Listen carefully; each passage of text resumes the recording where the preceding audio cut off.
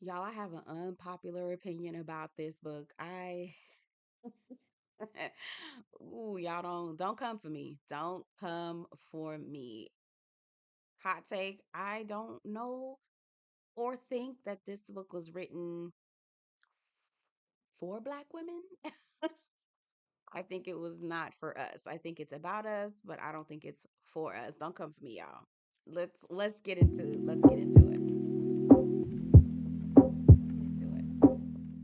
Hey y'all, my name is Belle, and this is the Belle Perspective, and I am coming at you with another book review.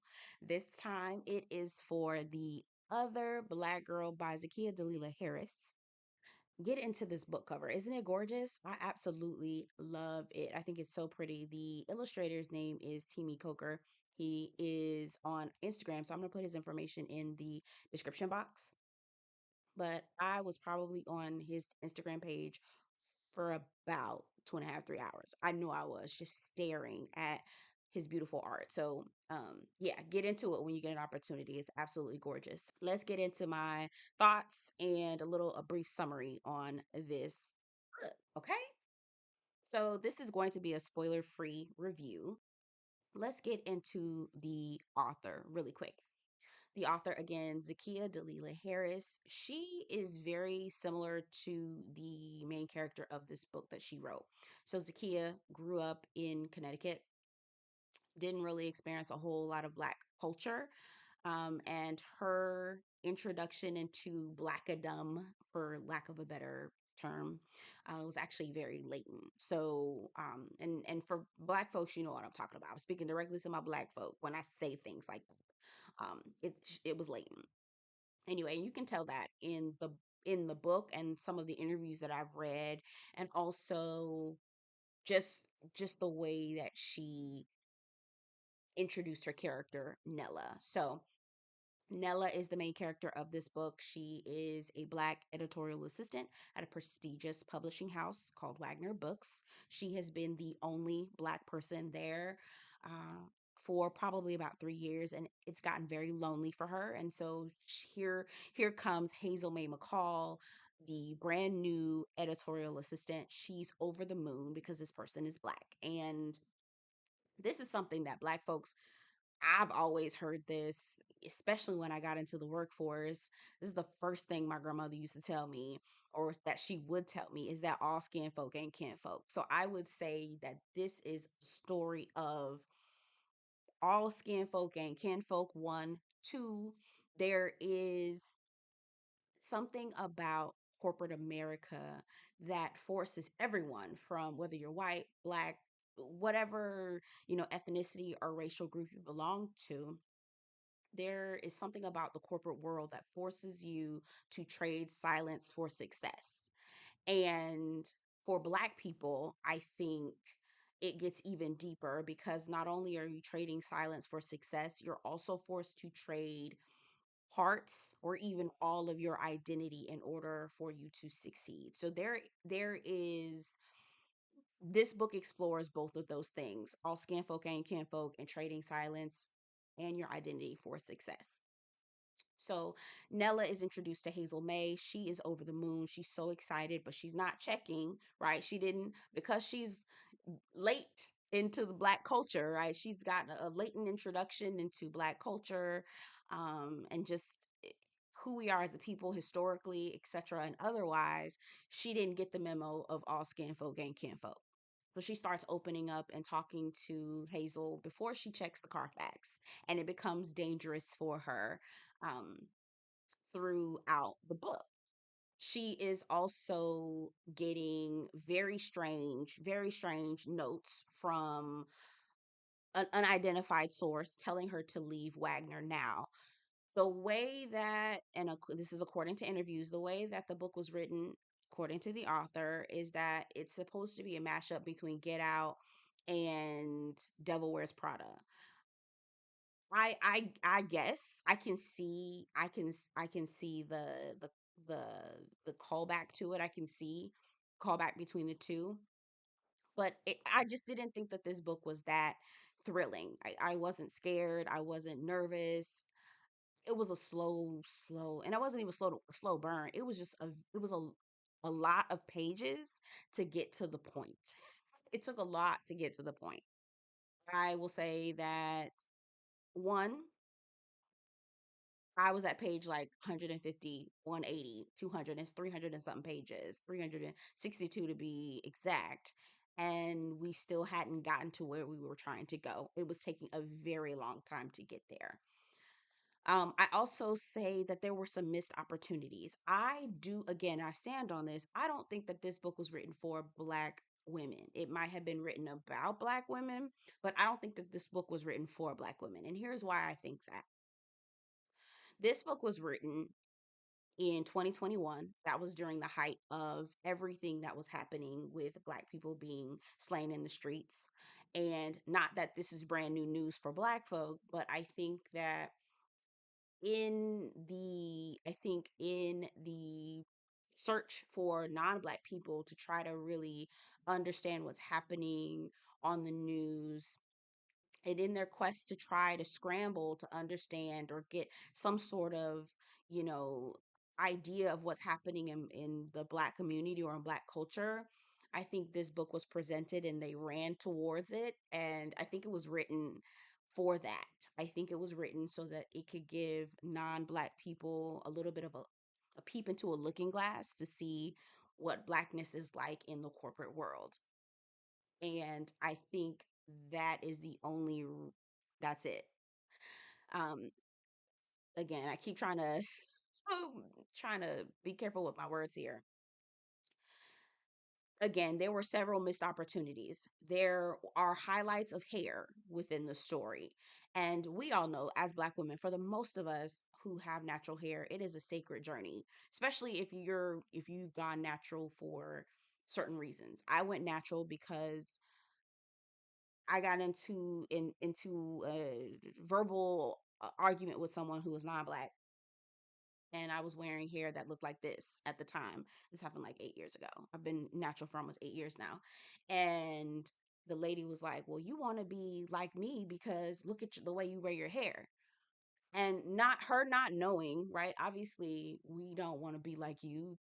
This is assimilation. Like we have to, because Black women and Black hair has not been celebrated. It's actually been discriminated against. There's a crown an act called the Crown Act. I actually wrote my paper, my final paper in my graduate program about the Crown Act and how it was passed and how it affects the workforce, etc. So I'm not wearing this because I want to be like you. I'm wearing this in order to assimilate, right? I'm talking like this not because this is how I always speak, but I'm speaking like this so that I can code switch, right?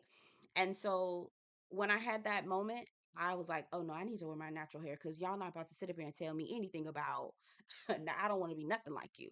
And so it took me that journey into going into reading about my history of Black hair and reading about my history of what my ancestors and people who look like me all over the diaspora, what they've done in their contributions. And so that's part of your ticket into Blackadom, for again, lack of a better phrase. And you can tell that the author of this book and also the protagonist within this book is just now getting into that, just now doing the history, just now accepting themselves. And so parts of the hair journey, again, I kind of was going off on a tangent, but she talks a little bit about the hair, not even a little bit about. I feel like hair was kind of like another character of this book and a means of which to connect and also um, create a an environment of vulnerability so that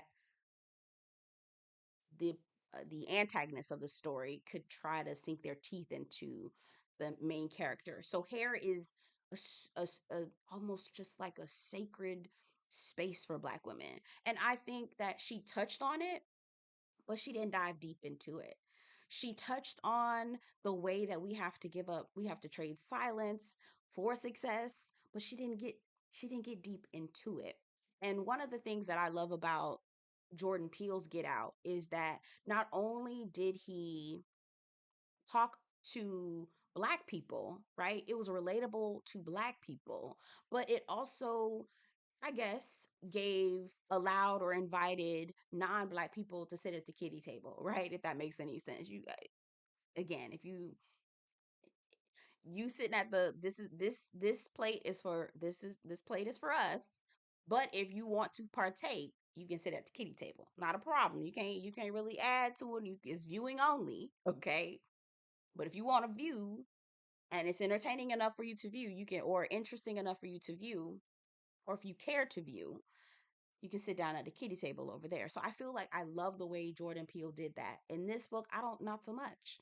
Not so much, not so much. Because again, she was presented, there was a situation where Wagner Books is cash cow, best-selling author, makes all of Wagner's money or most of Wagner's money.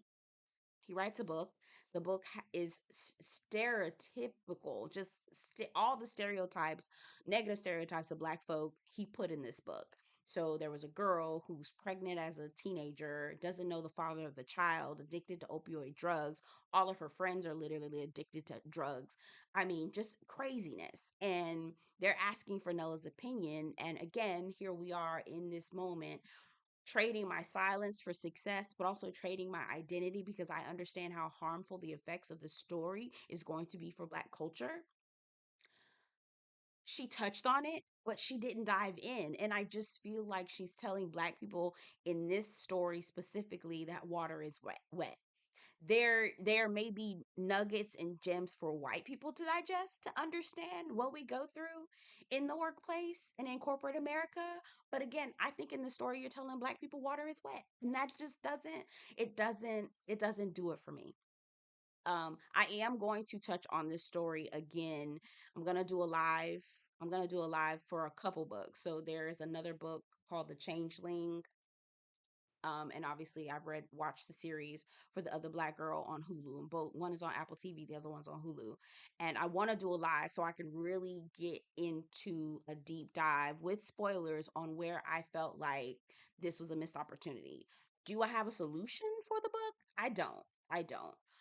Do I encourage people to read this book? Absolutely. Absolutely. Please read it. Even if I'm saying that I was not impressed, I would still encourage people to read it just because I think it's an important read. I think it's an important read. Does it solve the problems? No. Does it speak directly to Black people and will it touch you in a way and get you to thinking about things in a different way? No, not necessarily, especially if you're Black. No. And I noticed that because when I was watching YouTubers, non-Black YouTubers, they're like, "Oh my God, this book is revolutionary. This book is amazing." And then a lot of the Black YouTubers were kind of just like, reviewing the book specifically, not the series, but the book, they were just like, okay, yeah, girl, this is, it's got pages in it, it's got words, right? It wasn't anything that was groundbreaking. And I'm speaking just to the book, wasn't groundbreaking. So anyway, if I were to rate this book, I would probably give it a 2.5, 2.5 out of 5, 2.5 out of 5. And reason being is that the content itself, the ideas, the concept of being Black in corporate space and having to trade not only silence for success, but also your identity in order to become successful. And then also, not only are you having to face that, but then also the face that there are Black people in our society who are willing to trade any and everything for success, and that just because you look alike and you share this, same ancestral history does not mean that they are your ally. And so it is very hard for Black people to survive in corporate America. And I appreciate her talking about these topics. I just wish that she had done a little bit more of a deeper dive into it. And maybe that's difficult. Maybe she's just in the beginning stages of her writing, which she's fairly young. So I would assume it is, the beginning stages. This is her first novel, so I didn't expect her to just, write like Toni Morrison or something like that. But I will, if she writes something else, will I pay attention to it? Yes, I will read it. But I'm just hoping that at that point she might have gotten a little bit more radicalized and a little bit more learned in the experience of Blackness and Black folk, and will be able to contribute a little bit more to the conversation, not speaking at Black folks, but speaking to them. I'll get down in the comments and let me know what y'all think about it. Again, I'm going to do a live probably later on in the month, because I want to do a live a TV versus book live to talk about The Changeling, to talk about The Other Black Girl, and also talk about Black Kate by Charmaine Wilkerson. So I'll do a live probably towards the end of the month. It's going to be spoilers. I'm going to spoil it up and down, all around. Yeah, get down in the comments. Let me know what you think about the book. Also, the series if you want to, because I've watched that as well. And I encourage you to read this book. I think it's important to read it because the series deviates from the book. And so you need to have some sort of point of reference. Get down in the comments. Let me know what you think about this book. Yeah, and I appreciate it. See you guys soon.